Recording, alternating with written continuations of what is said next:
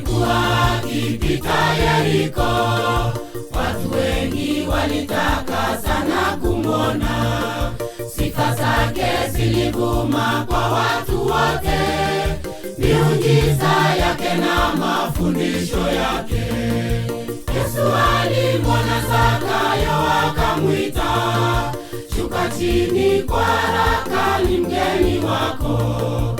Akashuka kwa furaha na kumpokea, wokovu ukaingia nyumbani mwake.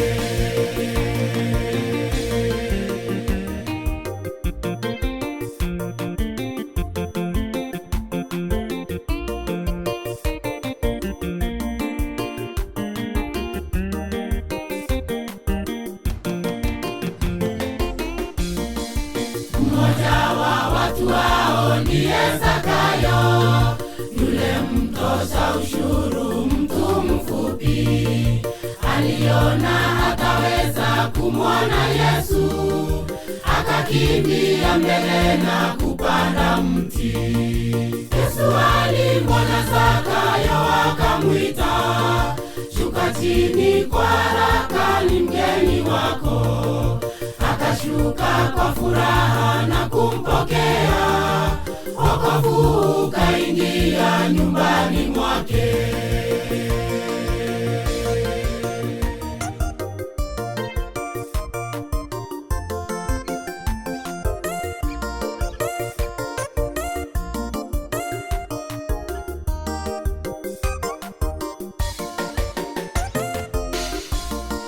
Zakayo alichukiwa na kuogopwa, kwani aliwadhulumu wale wanyonge.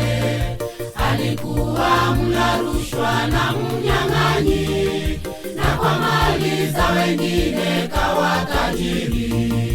Yesu alimwona Zakayo akamwita, shuka chini kwa haraka, ni mgeni wako. Akashuka kwa furaha na kumpokea, wokovu ukaingia nyumbani mwake.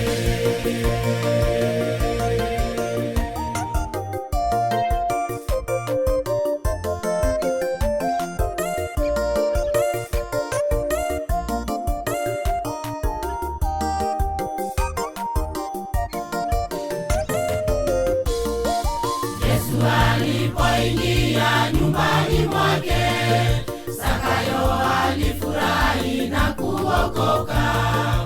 Akatoa nusu ya mali kwa maskini, na akarudisha mali alizoiba.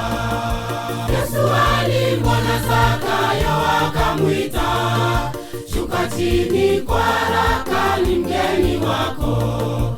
Akashuka kwa furaha na kumpokea, wokovu ukaingia nyumbani mwake.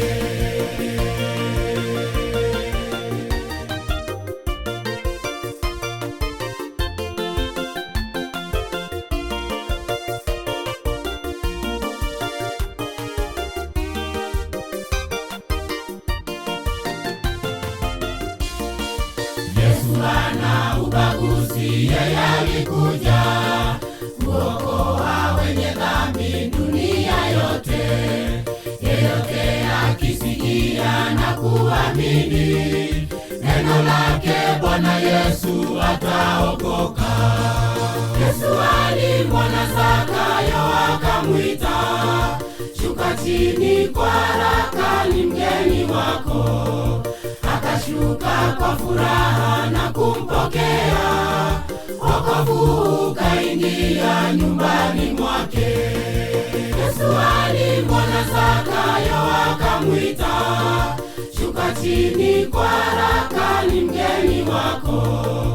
Akashuka kwa furaha na kumpokea, wokovu ukaingia